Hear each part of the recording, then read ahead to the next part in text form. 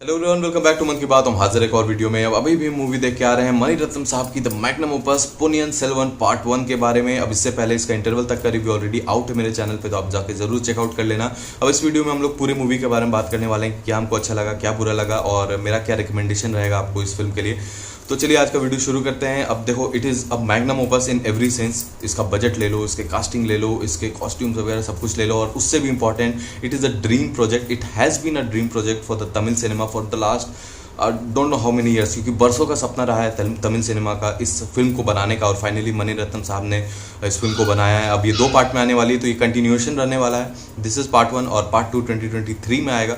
तो हम ये कोई स्पॉइलर नहीं है, तो ये हम आपको बता दे रहे हैं। अब जितना कम स्पॉइलर देने का कोशिश करेंगे हम इस वीडियो में। तो ये कहानी है जो एक चोला एम्पायर के बारे में है, द ग्रेट चोला एम्पायर के बारे में, कि वहाँ पे क्या क्या षड्यंत्र हो रहा है, क्या क्या चल रहा है, पॉलिटिक्स किस तरह से चल रहा है, राजगद्दी को हासिल करने के लिए कौन कौन उसका दावेदार है, और बाकी कौन कौन लोग मिलके क्या क्या कर रहे हैं प्लानिंग, और क्या क्या प्लॉटिंग चल रहा है, किस तरह से कैरेक्टर्स अपने अपने मतलब जद्दोजहद में लगे हुए हैं, कौन सही है कौन गलत, बहुत सारी चीज़ें, मल्टीपल, तो बहुत ही कॉम्प्लेक्स टाइप का फिल्म है, लेकिन बहुत ही बेहतरीन तरीके से मणि रत्नम साहब ने इसको डायरेक्ट भी किया है। क्योंकि देखो, मणि रत्नम साहब से मेरा ये एक्सपेक्टेशन नहीं था कि हम बहुत ज़्यादा ओवर द टॉप या फिर एक ज़बरदस्त उस तरह का फिल्म बनाएंगे, क्योंकि हमको पता है कि उनका जो अप्रोच रहता है वो काफ़ी रियलिस्टिक रहता है, एट द सेम टाइम काफ़ी ग्राउंडेड रहता है, और वो हम लोग को देखने को भी मिलता है। क्योंकि इस फिल्म में बहुत ज़्यादा लाइव लोकेशन पर शूट किया गया, VFX का कम से कम इस्तेमाल है, लेकिन एक बात है कि जहाँ भी VFX का इस्तेमाल किया गया वहाँ पर आपको क्लियरली शो जाएगा कि ये VFX है।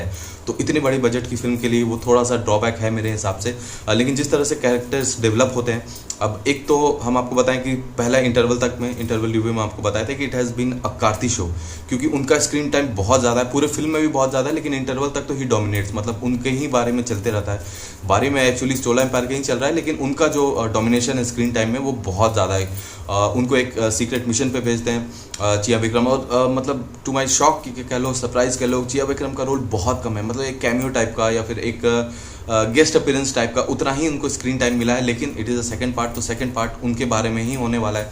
अब जो कैरेक्टर्स का अगर बात करें तो बहुत सारे आपको कैरेक्टर्स इसमें देखने को मिलने वाले हैं, और परफॉर्मेंस सबका बहुत ही ज़बरदस्त है। इनफैक्ट कार्ती ने भी बहुत ज़बरदस्त रोल किया है। उनका जो ह्यूमर है, या फिर जिस तरह से वो फ्लर्ट करते हैं, या फिर जिस तरह से, मतलब उनका जो हिंदी डबिंग भी किया गया बहुत ही बेहतर है।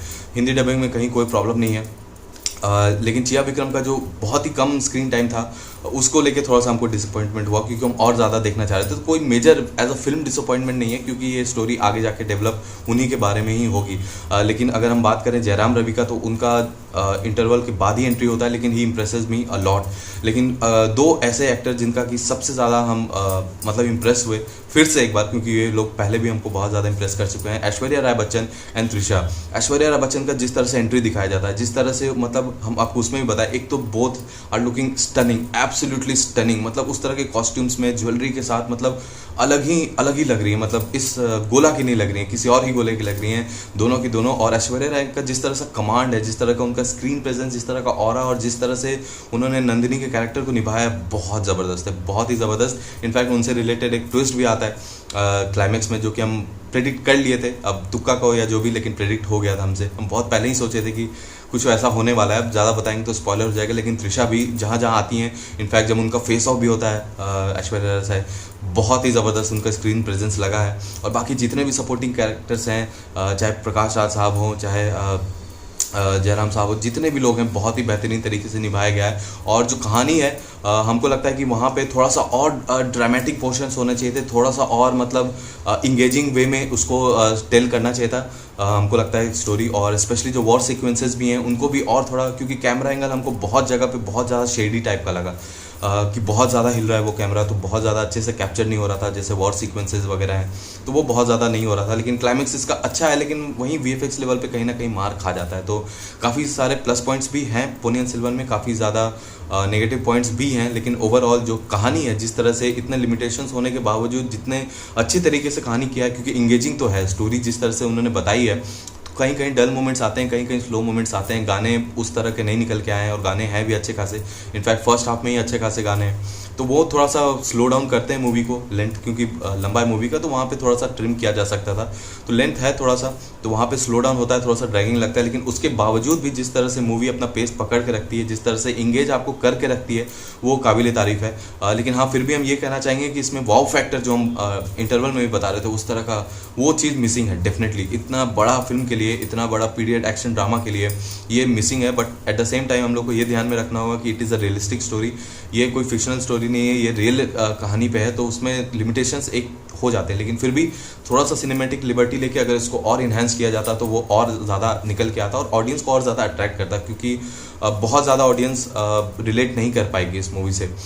इनफैक्ट अगर उस तरह का स्टोरी टेलिंग होता, उस तरह का लार्जर देन लाइफ थोड़ा सा और दिखाने का कोशिश होता, तो पब्लिक आजकल डेफिनेटली उससे और ज़्यादा एंगेज करती है। अब बाकी तो पब्लिक पे ही हाथ में है कि वो किस तरह से इसको प्यार दिखाती है। तमिल सिनेमा में तो फाड़ने वाला है ये फिल्म, अब देखते हैं वहाँ से क्या रिस्पॉन्स आता है। लेकिन हिंदी ऑडियंस के लिए अगर हम बात करें, क्योंकि बहुत चीज़ें कन्फ्यूजिंग भी लगती हैं स्टार्टिंग में, क्योंकि नाम जिस तरह के हैं वो कन्फ्यूज़ करेगा आपको, थोड़ा समय लगेगा आपको उनसे अडेप्ट करने में कि हाँ ये नाम इसके बारे में, ये इसके बारे में, सो काफ़ी चीज़ें कन्फ्यूजिंग लगेगा, उसमें आपको टाइम लगेगा धीरे धीरे डेवलप करने में, तो आपको पेशेंस थोड़ा सा बना के रखना होगा, लेकिन एक टाइम के बाद फिर आप रेजोनेट कर जाओगे उसके साथ। लेकिन फिर भी जो लार्जर देन लाइफ हम बोल रहे हैं, अगर वो अप्रोच रखते हैं मणिरत्नम साहब, जो कि उनका एंटी है एक तरह से, तो वो हमको लगता है कि ऑडियंस को और ज़्यादा पुल करता। बाकी अब देखते हैं, फिल्म तो रिलीज़ हो चुकी है। ये था मेरा रिव्यू या फिर मेरा ओपिनियन इस फिल्म के बारे में।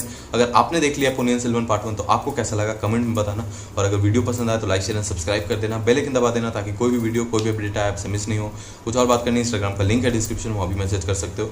चलिए मिलेंगे बहुत जल्दी एक और वीडियो में एक और अपडेट के साथ, तब तक के लिए take care and thank you for watching.